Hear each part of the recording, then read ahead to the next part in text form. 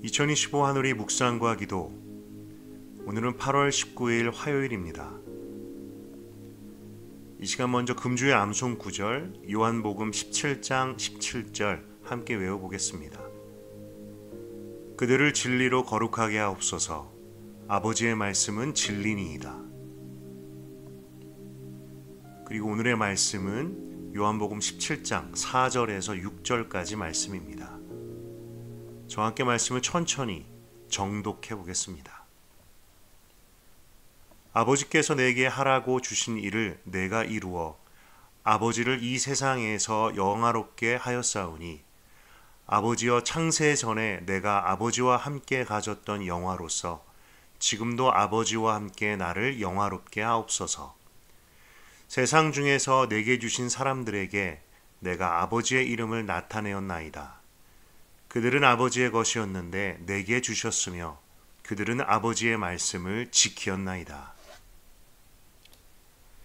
예수님은 십자가 고난을 받으시기 전 제자들과의 마지막 만찬의 자리에서 하나님 아버지께 기도하십니다. 예수님의 기도는 우리의 기도와 많이 다릅니다. 나에게 시선이 맞춰져 있지 않고 아버지께 맞춰져 있습니다. 아버지께서 내게 하라고 주신 일을 내가 이루어 아버지를 이 세상에서 영화롭게 하였사오니 우리가 어떻게 이 땅에서 하나님을 영화롭게 할 수 있을까? 그것은 하나님께서 우리에게 맡기신 일을 신실하게 감당할 때 하나님이 영광을 받으신다라고 하십니다. 장로교 신앙의 핵심을 정리한 웨스트민스터 소요리 문답의 첫 번째 문답에서 사람의 제일 가는 목적은 무엇인가? 라는 질문에 하나님을 영화롭게 하고 즐거워하는 것이라고 답합니다. 그런데 예수님은 그 방법이 다른 데에 있지 않고 바로 하나님께서 맡기신 일을 이루는 것이라고 말씀하십니다. 그럼 하나님께서 예수님께 맡기셨던 일은 무엇이었을까요? 6절 말씀에 세상 중에서 내게 주신 사람들에게 내가 아버지의 이름을 나타내었나이다. 바로 그분의 제자들, 그분을 따르는 사람들, 그분이 만나주신 모든 사람들에게 하나님을 드러내고 전하는 것이었습니다. 예수님은 그 일을 끝까지 신실하게 감당하셨습니다. 끝까지 사랑하셨고 끝까지 자신이 아닌 하나님을 전하셨고 또한 자신의 생명을 버리기까지 그 일을 감당하셨습니다. 우리의 인생의 목적은 어디에 있는가? 건강하고 행복하고 부족함 없이 사는 것, 중요하고 필요한 일이지만 이것들을 넘어선 우리 인생의 참 목적, 그것은 부르심을 따라서 사는 것이고 그 부르심은 내게 주신 사람들에게 하나님 아버지를 드러내는 것임을 배웁니다. 오늘 말씀을 묵상하면서 각자에게 주신 부르심 그리고 인생의 목적에 대하여 다시 한번 깊이 생각해 보기 원합니다. 이 시간 개인적으로 묵상하는 시간을 가져보십시오. 오늘 본문 말씀은 당신의 삶에 어떤 의미가 있습니까? 이 말씀을 어떻게 당신의 삶에 적용할 수 있을까요?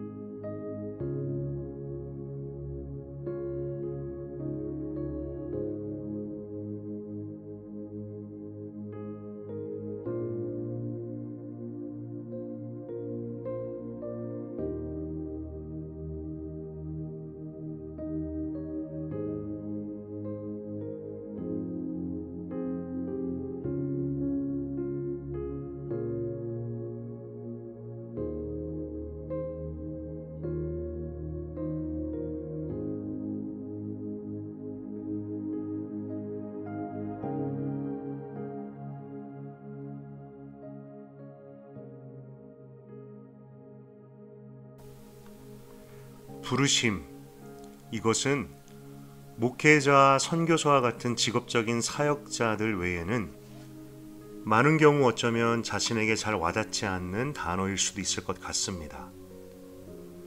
그러나 우리는 특별한 사역자들만이 하나님의 부르심을 받은 사람이 아니라는 것을 믿습니다. 각자를 부르신 곳, 각자를 부르시는 방향, 우리는 모두 이미 그 장소와 그 길에 서 있습니다. 예수님의 말씀을 보며 부르심이라는 것이 어떤 일과 장소라기보다 사람이 아닐까 생각됩니다. 예수님의 부르심은 내게 주신 사람들에게 아버지의 이름을 나타내는 것. 그렇다면 우리들도 나에게 주신 사람들이 누군지를 생각해 봐야 할 것 같습니다. 가까이는 나의 가족들, 그리고 나의 삶의 바운더리 안에서 하나님께서 만나게 해주시는 모든 사람들, 교회일 수도 있고 일터일 수도 있고, 그들에게 내가 믿는 하나님을 드러내고 믿음으로 사는 삶이 어떤 것인지를 보여주는 것, 이것이 우리 모두를 향한 부르심이라고 믿습니다.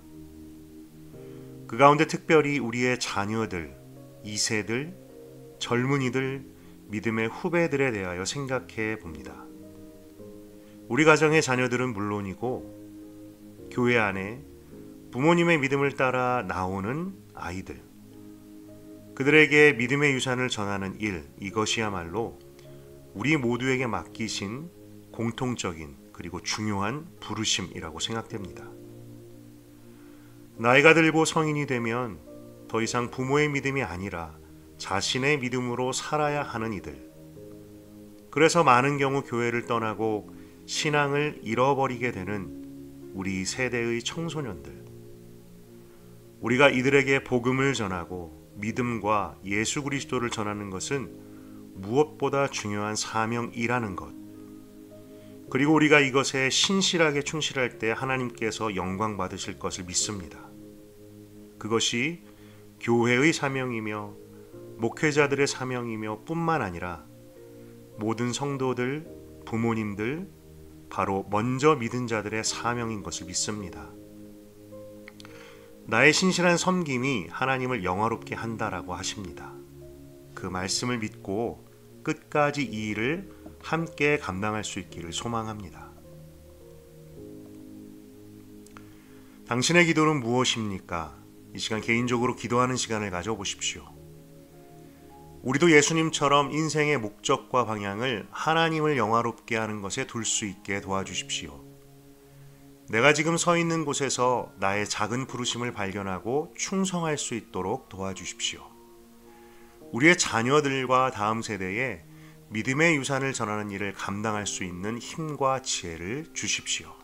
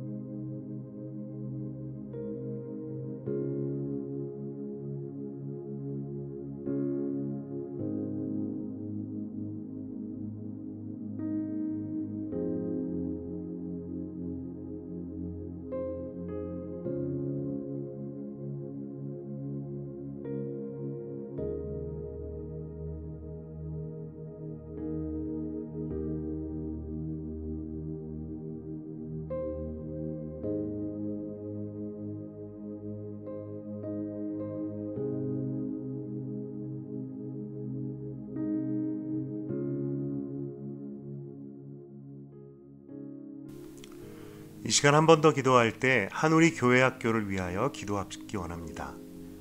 모든 교육자들이 성령과 믿음으로 충만하고 말씀과 기도로 무장되게 하소서. 교회학교에 필요한 교사와 돕는 이들을 붙여주시고 모든 교사들이 지치지 않고 섬기며 은혜 받게 하소서.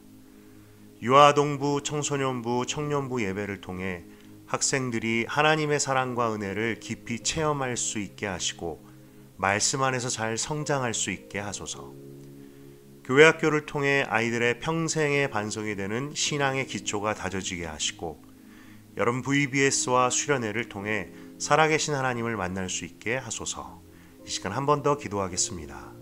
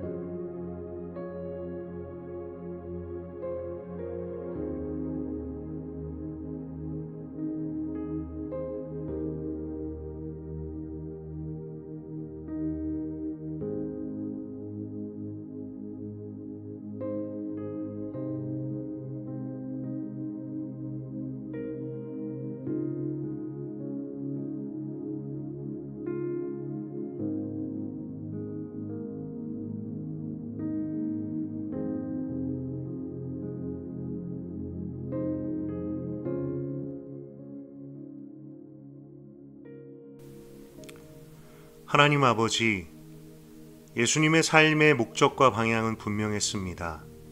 하나님의 영광, 하나님의 부르심. 우리도 예수님을 닮기 원합니다. 나의 영광과 성공을 향해 살기보다 하나님의 부르심을 따라 사는 우리들 되게 하옵소서. 지금 나를 부르신 곳에서 충성하고 신실하게 그 부르심을 감당케 하소서. 내가 만나는 모든 사람들이 나를 부르신 방향임을 알고 그들을 사랑하고 섬기며 입술과 손과 발로 예수님을 전하게 하소서. 하나님, 우리 다음 세대 아이들에게 믿음과 은혜를 부어주십시오. 한우리 유아동부, 청소년부, 청년부를 통해서 우리 자녀들, 다음 세대들이 믿음의 기초가 세워지게 하시고 살아계신 주님을 만나게 하소서. 이들이 이 마지막 때에 부모의 세대보다 더 크고 진실된 믿음으로 살아가게 하옵소서. 예수님의 이름으로 기도드렸습니다. 아멘.